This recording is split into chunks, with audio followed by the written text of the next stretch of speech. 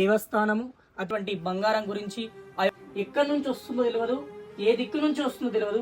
40 రోజులు ఎప్పుడు పారుతూనే ఉంటుంది. ఈ గంగా నాడైతే అమావాస్యం నాడు, పున్నమ నాడు, శుక్రవారం నాడు అయితే ఈ కలియుగం పాప పుణ్యాలతోటి పాపం ఎక్కువైపోయి సర్పణాలైతే ఇప్పుడు మనకు దర్శనం చాలా తగ్గింది. అరార మహాదేవ శంభో శంకర. నేను మీ శివస్వామి యాదవ్. చాలా రోజుల తర్వాత మనందరి కోసం మీకోసం ఒక ఫుల్ వీడియో తీసుకొని అయితే వస్తున్నా. ఈ వీడియో వచ్చేసి అతి పురాతనమైనటువంటి ఒక దేవస్థానము, అతి పురాతనమైనటువంటి గుడి.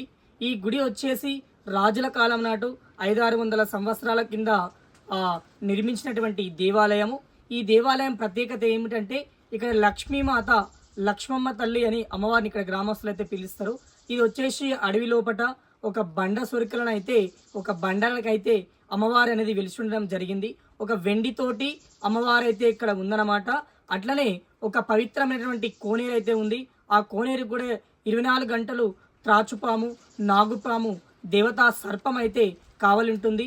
అది ఎవరైతే నిష్ఠతోటి ఆ భగవంతుని మీద దయతో, భగవంతుని మీద పూజ పునస్కారంతో, భగవంతుని మీద నిష్ఠతోటి ఎవరైతే ఉంటారో అమ్మవారు అనేది సర్పరూపంతో మనకైతే దర్శనం ఇస్తుంది అనమాట. మీకు ఇప్పుడైతే ఆ గుడిని అయితే చూపిస్తా రండి. ఈ స్తంభం వచ్చేసి కూడా చూడండి, 2 స్తంభాలు అయితే ఉన్నాయి. మొత్తం 4 స్తంభాలు, 4 స్తంభాలతోటి ఏర్పడినటువంటి నిర్మాణము. ఇక్కడ ఒక స్తంభం, ఇక్కడ ఒక స్తంభము, ఇక్కడ ఒక స్తంభము. అట్లనే ఈ గుడికి కూడా ఎదురుగా కూడా ధ్వజస్తంభం అయితే కూడా ఉందన్నమాట. ఉంటే ఏం చేశారంటే కొంతమంది గుప్త నిధుల కోసం, బంగారం కోసం, భూమి లోపల దాగినటువంటి బంగారం గురించి ఆ యొక్క స్తంభాన్ని అయితే తీసి బయటికి ఎలగొట్టి బయటికి తీసేసారనమాట. ఇప్పుడు అది పడవబడి ఎక్కడో కొంచెం దూరంలో ఉంది. అట్లనే నేను ఈ 2 స్తంభాలకు ఎదురుగానే ఇక్కడ మన అమ్మవారి దర్శనం చేసుకోవాలంటే మొదట ఈ కోనేరు లోపట, ఈ కోనేరు దాటిన తర్వాత అమ్మవారి దర్శనం ఉంది మనకు. 24 గంటలు 365 రోజులు, ఎండాకాలమైనా అది ఏ కాలమైనా మన బోరు బాబుల లోపట కూడా గంగ అనేది ఎండిపోయినా కానీ ఇక్కడ మాత్రం గంగాజలం అయితే ఎప్పుడు వెళ్ళిపోదు. ఎక్కడి నుంచి వస్తుందో తెలియదు, ఏ దిక్కు నుంచి వస్తుందో తెలియదు.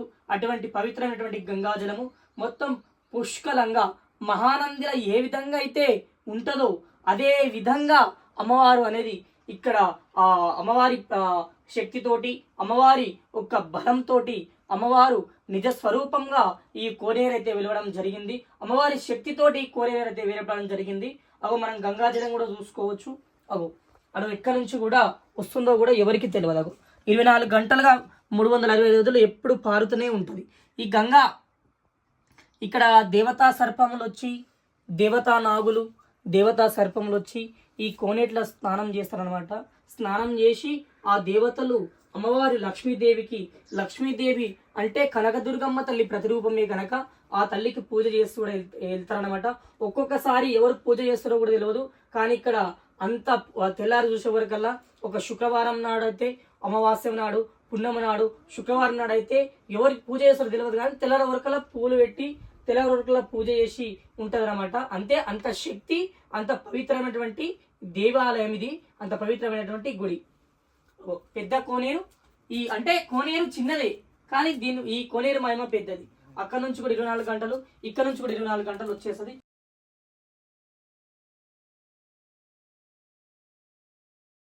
స్వయంగా బండకు ఒక రాయికి వెలిసినటువంటి ఆంజనేయ స్వామి కూడా కనిపిస్తుంది అనమాట. చూసుకోవచ్చు మనము. నిలబడి నమస్కరించుకుంటూ ఉన్నటువంటి ఆంజనేయ స్వామి స్వయంగా వెలిసినటువంటి ప్రతిరూపం ఎక్కడైతే లేదు. చూడండి ఎట్లా ఉందో. అంటే బాలాంజనేయ స్వామి రూపంలో ఉన్నటువంటి దేవుడు. సేమ్ చూడండి, చిన్న వయసులో ఆంజనేయ స్వామి ఎట్లా ఉంటాడో మనం ప్రతిరూపం ఇప్పుడు చూసుకోవచ్చు. బాలాంజనేయ స్వామి.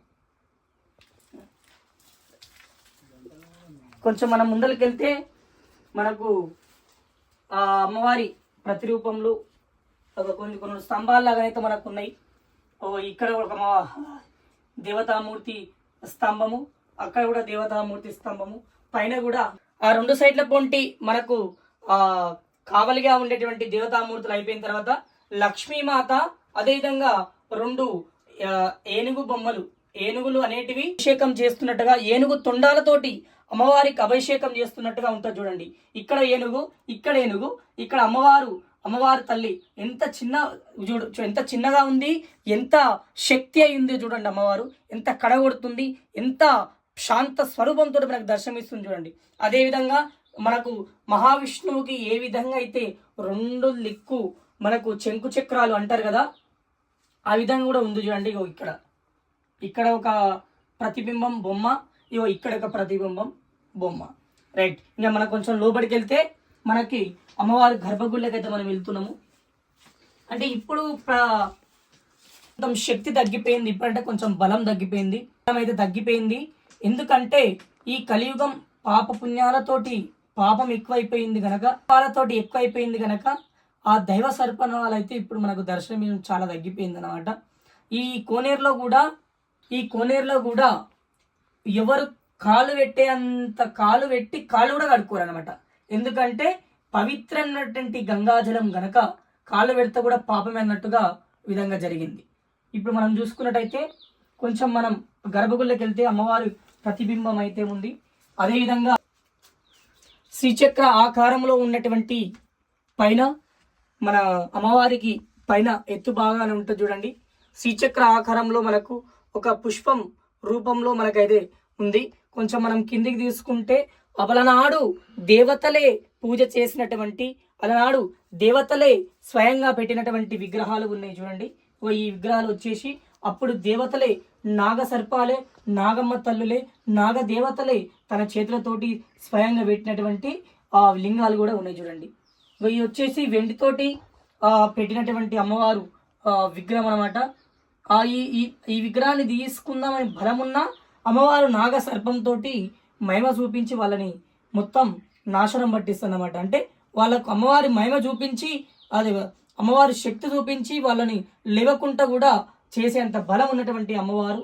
ఈ యొక్క అమ్మవారి బలం, శక్తి మీకు అందరికీ, మీ అమ్మవారు వీడియో చూస్తున్న మీకు అందరికీ అమ్మవారు కరుణ కటాక్షం మీ అందరిపైన. ఈ లక్ష్మీదేవి, లక్ష్మమ్మ తల్లి అమ్మవారు శుక్రవారం నాడు పూజలు అయితే ఎక్కువ జరుగుతాయంటే ఇక్కడ శుక్రవారం నాడు అయితే పబ్లిక్ కూడా బాగానే వస్తారంట. ఇటువంటి వీడియోస్ మీకు కావాలనుకుంటే మిల్క్ శివస్వామి యాదవ్ అనే యూట్యూబ్ ఛానల్ని సబ్స్క్రైబ్ చేసి, షేర్ చేసి, కామెంట్ చేయండి. అంతవరకు నేనుంటా, మరి ఒక వీడియోతో కలుసుకుందాం. ఉంటా. ఓం నమ శివాయ. హర హర మహాదేవ శంభో శంకర. శ్రీ మాత్రే నమః. శ్రీ లక్ష్మీ మాత్రే నమః.